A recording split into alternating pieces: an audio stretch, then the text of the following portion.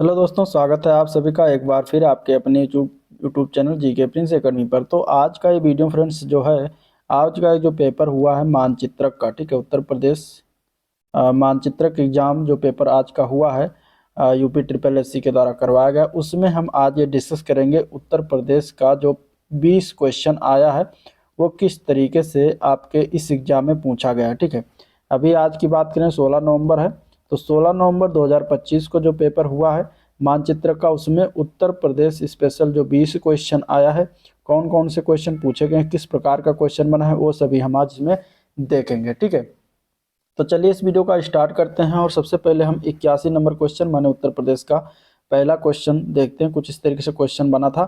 पूछा गया था कि रानी लक्ष्मीबाई फ्री स्कूटी योजना, ठीक है, देखिए इस तरीके से आया था कि ये जो योजना है रानी लक्ष्मीबाई फ्री स्कूटी योजना, वित्त पोषण से संबंधित निम्नलिखित कथनों पर विचार करना था। यहाँ पे पहला जो कथन था वो था वित्तीय वर्ष 2025-26 के लिए 400 करोड़ रुपए की राशि आवंटित की गई है क्या इस योजना के तहत। दूसरा कथन है कि यह योजना केंद्र और राज्य सरकारों द्वारा संयुक्त रूप से जो है ये वित्त पोषित है योजना, ठीक है, ये पूछा गया था। इसके अलावा अगर हम बात करेंगे तो इसमें दिया गया है कि इस योजना का उद्देश्य छात्राओं को आत्मनिर्भर और शिक्षित बनाना है। तो यहाँ पे देखिए रानी लक्ष्मीबाई फ्री स्कूटी योजना का इसका मुख्य उद्देश्य जो है छात्राओं को साथ उत्तर प्रदेश की होनहार जो छात्राएं हैं उनको उच्च शिक्षा प्राप्त करने की सहायता करना और उनकी शिक्षा में मार्ग में आने वाली आर्थिक आर्थिक बाधाओं को जो है दूर करना होता है।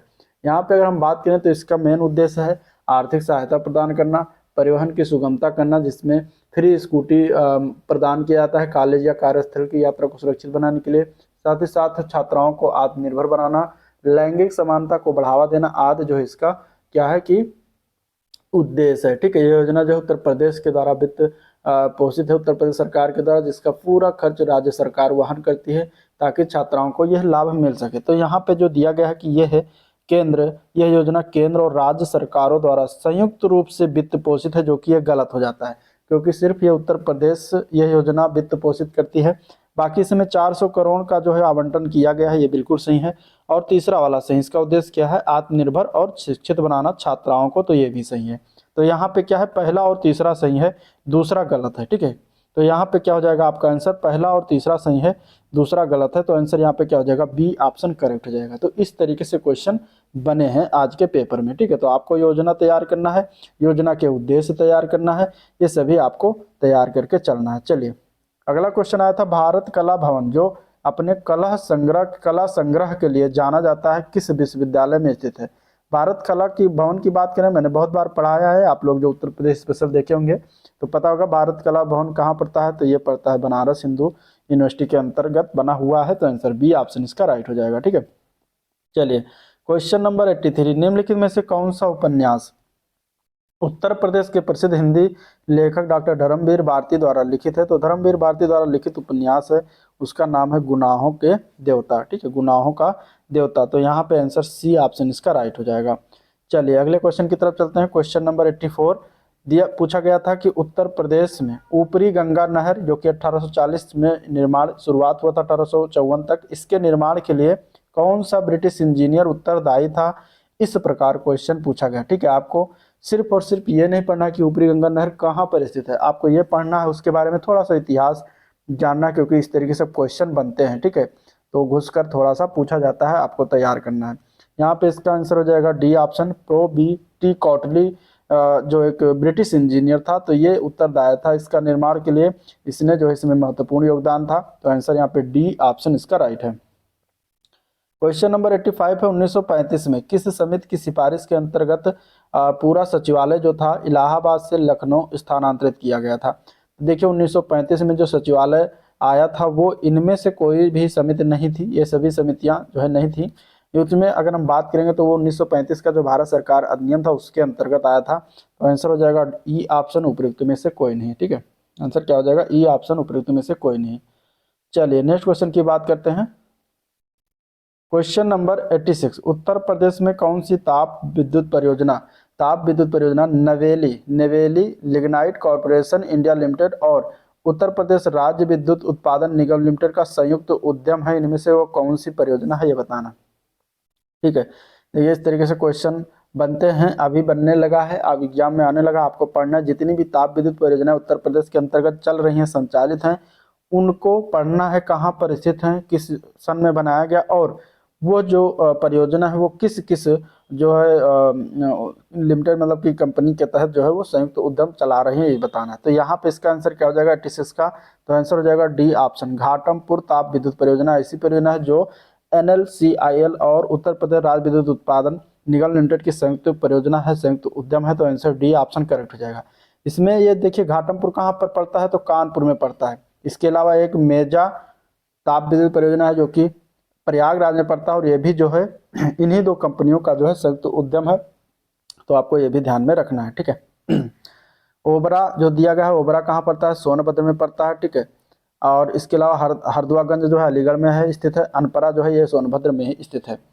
चलिए अगला क्वेश्चन देखते हैं, क्वेश्चन नंबर 87, उत्तर प्रदेश में जापानी इंसेफ्लाइटिस, ठीक है, जापानी इंसेफ्लाइटिस के मामलों पर नजर रखने और पुनर्वास सेवाएं प्रदान करने वाला समेकित क्षेत्रीय केंद्र जो है कहाँ पर स्थित है, कहाँ पर बनाया गया है, तो ये जो है गोरखपुर में निर्माण किया गया है, तो आंसर ए पार्ट इसका करेक्ट हो जाएगा, गोरखपुर, ठीक है। चलिए अगला प्रश्न देखते हैं, क्वेश्चन नंबर 88, उत्तर प्रदेश में किस संस्थान ने 1976-77 में सर्वप्रथम कंप्यूटर साइंस एंड इंजीनियरिंग में अंडर ग्रेजुएट यानी कि बीटेक जो प्रोग्राम है ये शुरू किया गया था, तो ये मोतीलाल नेहरू राष्ट्रीय प्रौद्योगिकी संस्थान जो प्रयागराज में है इसमें शुरुआत हुई थी, तो आंसर बी ऑप्शन इसका राइट हो जाएगा। चलिए 87 89 क्वेश्चन है, दिल्ली सल्तनत के किस शासक ने उत्तर प्रदेश के जौनपुर में अटाला मस्जिद का निर्माण कराया था, ठीक है, तो ये करवाया गया था इब्राहिम शाह सरकी द्वारा। 1398 में सर्वप्रथम फिरोज शाह तुगलक के द्वारा शुरुआत किया गया था, लेकिन इसकी मृत्यु हो जाने पर 1408 में इब्राहिम शाह सरकी ने इसका निर्माण पूरा करवाया था, तो आंसर क्या हो जाएगा, सी ऑप्शन। चलिए अगला क्वेश्चन है 90 क्वेश्चन, फिर एक योजना से पूछा गया क्वेश्चन है कि मुख्यमंत्री कन्या सुमंगला योजना का उद्देश्य क्या है, 90 नंबर क्वेश्चन। तो यहाँ पे क्या है, मुख्यमंत्री कन्या सुमंगला योजना का उद्देश्य जो है बालिका के जीवन में विभिन्न चरणों में वित्तीय सहायता प्रदान करना, यह मुख्यमंत्री कन्या सुमंगला योजना का उद्देश्य था, ठीक है। तो यहाँ पे आंसर क्या हो जाएगा, जो है बी ऑप्शन करेक्ट हो जाएगा, जहाँ पे वित्तीय सहायता प्रदान की जाती है बालिका को, ठीक है, मुख्यमंत्री जिसमें उद्देश्य इसमें आता है, तो आंसर यहाँ पे बी ऑप्शन करेक्ट हो जाएगा। इसके अन्य उद्देश्यों में क्या क्या है, तो कन्या भ्रूण हत्या रोकना ये मेन उद्देश्य है, फिर जन पंजीकरण को बढ़ावा देना, बाल विवाह रोकना, मातृ एवं शिशु मृत्यु दर जो है कम करना, बालिकाओं को शिक्षा से जोड़ना, आर्थिक सहायता प्रदान करना, लैंगिक समानता को स्थापित करना, ये सभी इस योजना के मेन उद्देश्य हैं, तो ये ध्यान में रखिएगा, आंसर बी हो जाएगा। चलिए अगला प्रश्न आया हुआ है, जेवर हवाई अड्डा के पास Uttar Pradesh semiconductor mission Bharat semiconductor mission के सहयोग से एक परियोजना है जो कौन और कौन सी का मतलब कौन दो कंपनियों का एक संयुक्त उपक्रम है, ये बताना, ठीक है, ये किस दो कंपनियों का संयुक्त उपक्रम है जो चलाया जा रहा है, तो यहाँ पे 91 का आंसर क्या हो जाएगा, तो ये HCL और फॉक्सकॉन दो कंपनियां हैं जिसका एक संयुक्त उपक्रम है, तो आंसर यहाँ पे ए पार्ट इसका करेक्ट हो जाएगा, ठीक है। चलिए नेक्स्ट क्वेश्चन की बात करते हैं, अगला क्वेश्चन पूछा गया था कि उत्तर प्रदेश के चित्रकूट जिले में कौन सा ऐतिहासिक स्थल मिनी खजुराहो के नाम से जाना जाता है, तो मिनी खजुराहो के नाम से जाना जाता है वो है गणेश बाग, ठीक है, इसको गणेश बाग जो है चित्रकूट जिले में है, इसको मिनी खजुराहो कहते हैं, आंसर सी ऑप्शन इसका राइट है। चलिए रामचरित मानस के रचयिता प्रसिद्ध हिंदी कवि गोस्वामी तुलसीदास का जन्म उत्तर प्रदेश किस गांव में हुआ था, तो इनका हुआ था राजापुर गांव, ठीक है, आंसर क्या हो जाएगा यहाँ पे बी पार्ट, इस तरीके से क्वेश्चन आए थे। अगला प्रश्न है, बघेल खंड का कौन सा नृत्य पुरुष द्वारा स्त्री का वेश धारण करके ढोलक और नगाड़े जैसे वाद्य यंत्रों के साथ किया जाता है, अब देखिए थोड़ी नृत्य से क्वेश्चन आया हुआ है और वो इसमें से हो जाएगा राय नृत्य, ठीक है। इसके अलावा राहुला जो नृत्य है ये भी जो है होता है जिसमें इसी प्रकार किया जाता है, तो ये दो नृत्य हैं जो बघेलखंड और मुदेलखंड दोनों क्षेत्रों में किया जाता है, याद रखिएगा। चलिए अगले क्वेश्चन की तरफ चलते हैं, उत्तर प्रदेश का दूसरा सबसे बड़ा टाइगर रिजर्व पूछा गया था, तो यहाँ पे कौन सा हो जाएगा इसका आंसर, तो देखिए उत्तर प्रदेश के दूसरे सबसे बड़े टाइगर रिजर्व की बात करेंगे तो यहाँ पे हो जाएगा जो है पीलीभीत टाइगर रिजर्व, ठीक है, ये दूसरा सबसे बड़ा है, पहला कौन सा होगा, पहला है Dudhwa tiger reserve, Pilibhit tiger reserve दूसरा है तो आंसर क्या है यहाँ पे डी ऑप्शन इसका करेक्ट है। चलिए 1857 के विद्रोह में लड़ने वाली दलित महिला वीरांगना महावीरी देवी उत्तर प्रदेश किस जिले से संबंध, देखिए नया क्वेश्चन है, बिल्कुल कहीं भी आपको एग्जाम में नहीं मिलेगा, तो इस तरीके से ये क्वेश्चन आज बना हुआ है, तो आपको उत्तर प्रदेश का इतिहास बहुत ही डीपली पढ़ना है, ठीक है। 1857 के विद्रोह में जो लड़ने वाली दलित महिला थी वीरांगना महावीरी देवी, तो ये किस जिले से संबंधित है? तो ये जो है इनका हो जाएगा सी पार्ट, ये मुजफ्फरनगर जिले से संबंधित है। आंसर सी ऑप्शन इसका करेक्ट है। चलिए देखिए, मेला से क्वेश्चन एक आया हुआ है, नवचंदी मेला, बहुत बार मैंने पढ़ाया हुआ किया कराया हुआ है, तो इसका आंसर क्या हो जाएगा? मेरठ। आंसर क्या हो जाएगा? B option Meerut. नवचंदी मेला कहाँ पर होता है? मेरठ में होता है। उत्तर प्रदेश के आतंकवाद निरोधक दस्ते यानी एटीएस जिसको कहते हैं, एंटी टेरर स्क्वाड, इसका वर्तमान में मुख्यालय पूछा गया तो कहाँ है? लखनऊ में है। आंसर सी ऑप्शन हो जाएगा।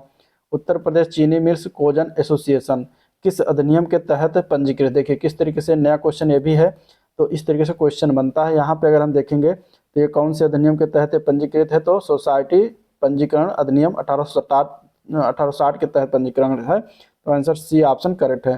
देश का पहला दुग्ध संघ उत्तर प्रदेश में किस जिले और किस वर्ष स्थापित किया गया था? तो ये स्थापित हुआ था इलाहाबाद में 1917-18 में, तो आंसर यहाँ पे डी ऑप्शन इसका राइट हो जाएगा। ठीक है, तो ये था ओवरऑल वीडियो जिसमें total 20 question Uttar Pradesh special देखा गया, डिस्कस किया गया, जो आज पूछा गया। तो आपको इसी को लेकर इसी तरीके से आपको प्लान करके पढ़ना है, आगे इसी तरीके से क्वेश्चन इसमें बनेंगे। ठीक है, वीडियो को अगर लाइक नहीं किया है तो लाइक कर दीजिए, चैनल को सब्सक्राइब नहीं किया अभी तो सब्सक्राइब कर दीजिएगा। आज का वीडियो पे एंड करते हैं, मिलते हैं नेक्स्ट वीडियो में, तब तक के लिए थैंक यू।